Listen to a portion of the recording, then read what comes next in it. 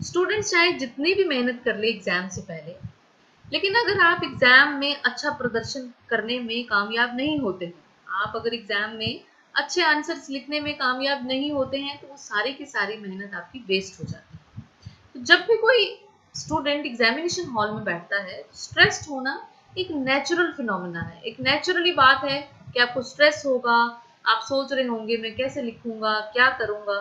तो देखिए, ये सब चिंताएं छोड़ के अगर हम थोड़ा सूझबूझ से और समझदारी से काम लें, तो हमारा एग्जाम बहुत ही अच्छा जा सकता है और हम बहुत अच्छा स्कोर कर सकते हैं। So how to write perfect answers in the exam? So without wasting time, let's get started. Number one, never write statement of the question. Most of the time students जो हैं statement of the question को लिखने में अपना time बहुत waste कर देते हैं. Why to write the statement of the question? Question paper में दिया तो है statement, just पढ़िए और आप आंसर लिखिए, because it's just time consuming और आपको क्वेश्चन की स्टेटमेंट लिखने से कुछ नहीं मिलने वाला। एग्जामिनर क्वेश्चन की स्टेटमेंट देख के मार्क्स नहीं देने वाला। रादर देन कि आपने पूरा का पूरा क्वेश्चन पेपर फिर से आंसर शीट में दोबारा लिख देना है, इट्स बेटर कि आप क्वेश्चन पेपर को केयरफुली रीड करिए, क्योंकि हर एग्जामिनेशन हॉल में या ऑनलाइन एग्जाम में आपको क्वेश्चन पेपर 15 मिनट पहले प्रोवाइड किया जाता है। तो आप उस 15 मिनट को बेस्ट यूटिलाइज करिए और अपने पेपर को पूरा पढ़िए। कुछ स्टूडेंट्स पेपर को पढ़ना प्रेफर करते हैं, कुछ स्टूडेंट्स पेपर को पढ़ना प्रेफर नहीं करते। जो प्रेफर करते हैं वो इस क्योंकि वो मेंटली प्रिपेयर हो जाते हैं कि हमें कौन सा क्वेश्चन पहले करना है और कौन सा क्वेश्चन बाद में करना है, और कौन सा क्वेश्चन हमें नहीं आता है तो हमें उसको लास्ट में किस तरीके से टाइम डिवोट करना है। और कुछ स्टूडेंट जो है वो बिल्कुल भी प्रेफर नहीं करते हैं क्वेश्चन पेपर को पढ़ना, क्योंकि उनका मानना है कि हमें 90% पेपर तो आता है, लेकिन जो 2% जो हमें पेपर नहीं आता है, जो हमें एक दो क्वेश्चन नहीं आते हैं, हमारा सारा का सारा ध्यान हटके उन्हीं क्वेश्चन पे चला जाता है। तो मेरा तो मानना है कि आपको क्वेश्चन पेपर पूरा पढ़ना चाहिए, सो दैट कि आप पहले ही मेंटली प्रिपेयर हो जाएं कि आपको कौन सा क्वेश्चन पहले करना है, किस क्वेश्चन का आंसर आपको किस तरीके से देना है, इसके लिए मेंटली प्रिपेयर होना बहुत जरूरी है।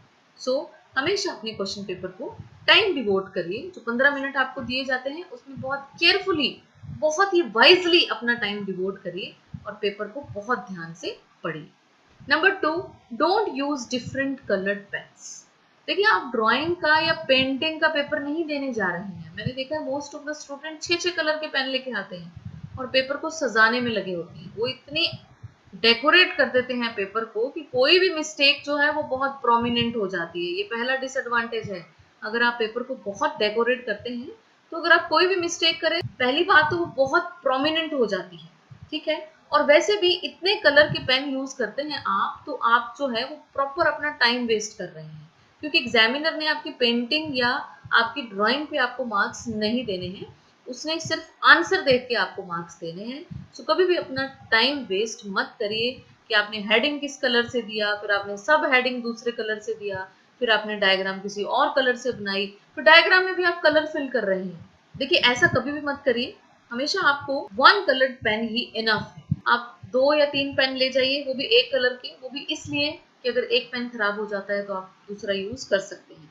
सिर्फ आप इतना करिए कि जैसे आपने क्वेश्चन नंबर 1 और आंसर लिखा है और आप दूसरा क्वेश्चन जो है वो लिख रहे हैं, तो पहले क्वेश्चन और दूसरे क्वेश्चन में जस्ट एक लाइन छोड़ दीजिए, ताकि पहला क्वेश्चन दूसरे क्वेश्चन से थोड़ा अलग हो जाए और एग्जामिनर को पता चल जाए कि you are going to start question number 2, ठीक है। डिफरेंट कलर के पेन यूज करने से जस्ट आपका टाइम वेस्ट होता है। मुझे तो ये नहीं समझ आता कि स्टूडेंट्स एग्जाम के दौरान डिसाइड कैसे कर लेते हैं कि मैंने कौन सा पेन अभी यूज करना है, ठीक है। So it's totally wastage of time. Don't decorate your answer sheet. Number 3, how to attempt 1 mark question. Students mostly 1 mark question में अपना बहुत सा टाइम वेस्ट कर जाते हैं। मैंने तो देखा है एक एक पेज भर देते हैं पूरा का पूरा, बल्कि एग्जामिनर आपको जानता नहीं है, उसको ये नहीं देखना है कि आपको कितना नॉलेज है, आप कितना पढ़ के आए हैं, उसको इन बातों से कोई भी लेना देना नहीं है। उसको सिर्फ according two marks of the question आपको मार्क्स देने हैं, ठीक है। और वैसे भी content of the answer, content of the answer is directly proportional two marks of the question, ठीक है। जितने मार्क्स के क्वेश्चन है आपको उतना ही कंटेंट लिखना है, ठीक है। जैसे सपोज करो आपको एमसीक्यू पूछा है, the force that neutrons and protons together in a nucleus is called.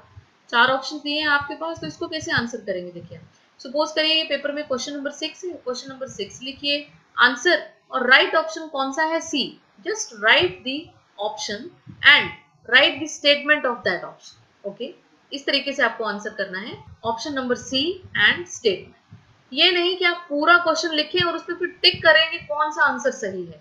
That is not the right way to answer the question. Just write down the option number and statement of the option. Okay, suppose करिए आपको question दिया है give one example of central force and non central force. तो ठीक है, central force का example gravitational force, non central force का nuclear force. अब इसमें आप लिखें कि सेंट्रल फोर्स क्या होती है, नॉन सेंट्रल फोर्स क्या होती है, इनके और भी बहुत एग्जांपल्स हैं, तो वो बिल्कुल भी आपको मार्क्स नहीं मिलने वाले हैं। आपको सिर्फ कीवर्ड के मार्क्स मिलेंगे 1 मार्क क्वेश्चन में। तो खासकर आप कीवर्ड का ध्यान रखिए कि वो क्वेश्चन किस थ्योरी, किस फॉर्मूला या किस कीवर्ड पे बेस्ड है। इस पे ज्यादा टाइम वेस्ट मत करिए। How to attempt 2 marks question. 2 marks question में भी देखिए टू द पॉइंट आंसर लिखना है। 2 to 3 लाइन्स या 3 to 4 lines are enough for 2 marks question. और इसमें भी keyword, scientific word, technical term, ये प्रिंसिपल, थ्योरी, फॉर्मूला, वो क्वेश्चन किस साइंटिफिक वर्ड पे बेस्ड है आप उसको लिखिए, क्योंकि एग्जामिनर मोस्टली कीवर्ड या साइंटिफिक वर्ड या फॉर्मूला ढूंढ रहा होता है, वो क्वेश्चन कीवर्ड पे बेस्ड होता है। ठीक है, सपोज करिए आपको एग्जांपल दिया है व्हाट आर फंडामेंटल यूनिट्स। तो इसमें आप सिर्फ फंडामेंटल यूनिट्स की डेफिनेशन दीजिए और एक चार्ट बना दीजिए कि ये 7 फंडामेंटल यूनिट्स हैं और इनको जो है हम इस तरीके से सिंबलाइज करते हैं, दैट्स इनफ। या फिर आपको पूछा है give difference between speed and velocity, तो आप स्पीड लिखिए, वेलोसिटी लिखिए, एक लाइन जरूर लगा लीजिए सेंटर में। इस तरीके से आपको डिफरेंस लिखने हैं, आप सेंटर में लाइन लगाइए। ठीक है, डिफरेंस स्पीड के यहाँ पे, वेलोसिटी के यहाँ पे। अगर आप तो 6-7 के स्टूडेंट्स हैं तो 2 to 3 डिफरेंसेस आर इनफ। अगर आप हायर क्लास के स्टूडेंट्स हैं 11th में, 12th में, तो 4 to 5 डिफरेंसेस आपको 2 मार्क्स में लिखने पड़ेंगे। चलिए नेक्स्ट देखिए, how to attempt 3 marks question. देखिए 3 मार्क्स क्वेश्चन में टाइम को डिवोट करना एक बहुत ही वाइज टास्क है। इसमें आपको क्वेश्चन को जल्दी भी करना है और पूरा भी करना है और टू द पॉइंट भी लिखना है। और देखिए फॉर एग्जांपल आपको पूछा है डेरिवेशन के लिए, तो पहले तो ये देखिए डेरिवेशन किस चीज के लिए पूछी है, डायग्राम आपको ड्रॉ करनी है। Most of the time 3 marks question में स्टूडेंट्स डायग्राम बनाना भूल जाते हैं। हमेशा डायग्राम बनाइए, क्योंकि डेरिवेशन अगर आपको करनी है तो बिना डायग्राम के तो डेरिवेशन पॉसिबल नहीं होगी। सो डायग्राम बनाइए, डेरिवेशन करिए और वहीं तक डेरिवेशन करिए जहां तक आपको पूछी है। जैसे सपोज करिए आपको पूछा है show that projectile motion is parabolic in nature, तो मीन्स आपको डायग्राम बना के y directly proportional to x square तक जाना है। अब उसमें आप टाइम ऑफ लाइट भी निकाल रहे हैं, रेंज ऑफ द प्रोजेक्टाइल भी निकाल रहे हैं, तो वो आपका फुल वेस्टेज ऑफ टाइम है।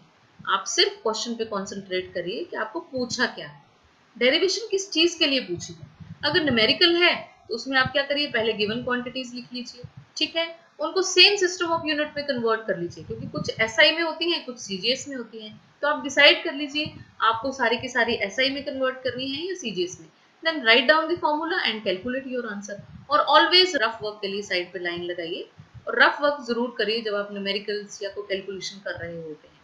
अगर थ्योरी बेस्ड क्वेश्चन है तो आपको उसमें क्या करना है, थ्योरी बेस्ड क्वेश्चन में मोस्टली आपको डेफिनेशन या प्रूफ के लिए पूछा होता है, तो उसमें फॉर्मूला, प्रिंसिपल, थ्योरी, फिनोमेना या कोई भी जो इक्वेशन है उसको जरूर लिखिए, क्योंकि एग्जामिनर हमेशा कीवर्ड या फॉर्मूला या थ्योरी ही ढूंढ रहा होता है क्वेश्चन में कि वो क्वेश्चन किस थ्योरी पे बेस्ड है।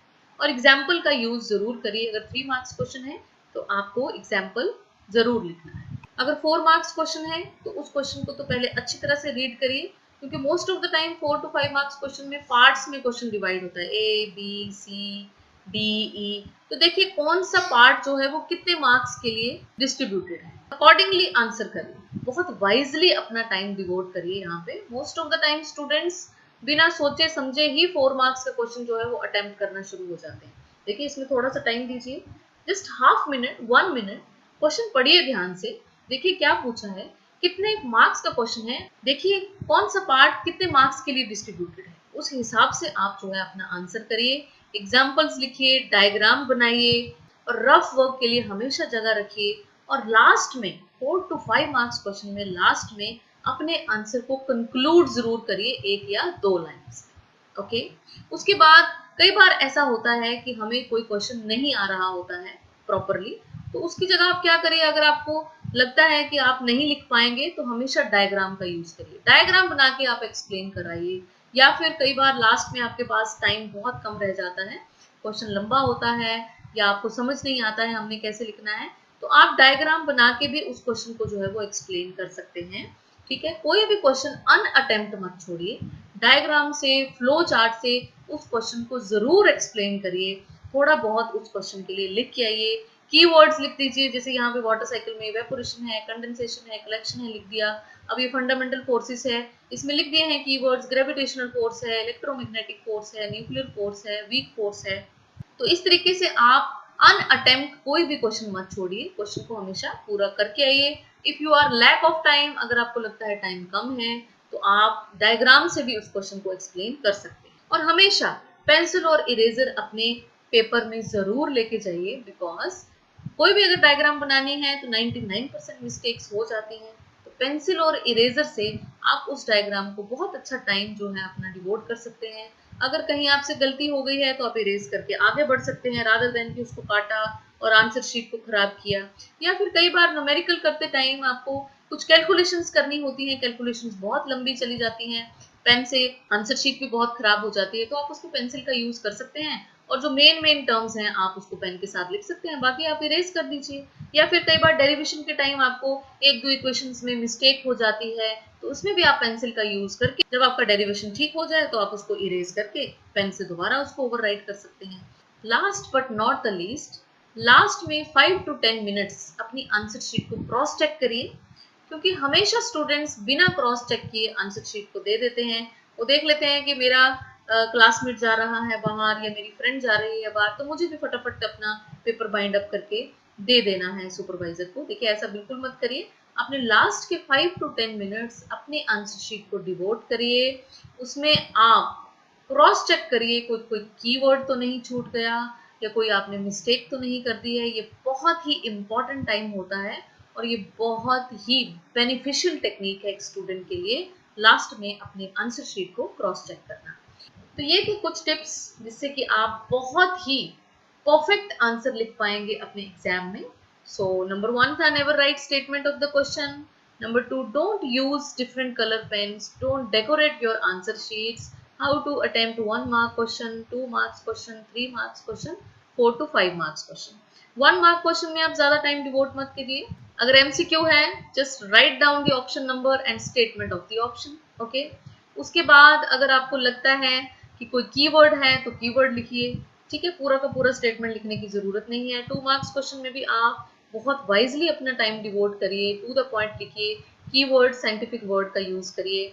3 मार्क्स क्वेश्चन में आपको देखिए क्वेश्चन लेंथी होता है और वो क्वेश्चन बहुत ही वाइजली आपको लिखना होता है, इसमें विद एग्जांपल्स आप क्वेश्चन को बहुत अच्छे से एक्सप्लेन कर पाते हैं। और 4 to 5 मार्क्स क्वेश्चन में डायग्राम्स, एग्जांपल्स, कीवर्ड्स को अंडरलाइन करिए, रफ वर्क के लिए हमेशा स्पेस रखिए और लास्ट में अपने आंसर को कंक्लूड जरूर करिए। और देखिए जैसे सपोज करिए क्वेश्चन नंबर 25 है कोई और उसके बहुत से पार्ट हैं, तो कैसे करना है आपको, question number 25 part A, question number 25 part B, question number 25 part C, इस तरीके से। Never write statement of the question. और हमेशा अगर आपके पास टाइम कम है या आप किसी क्वेश्चन में कंफ्यूज हैं तो आप डायग्राम की हेल्प से भी उस क्वेश्चन को बहुत अच्छे से आंसर कर सकते हैं। और पेंसिल और इरेजर अपने एग्जाम में जरूर लेके जाइए, क्योंकि they are your best friends. So thank you very much. Don't forget to like, share and subscribe. Stay happy, stay healthy.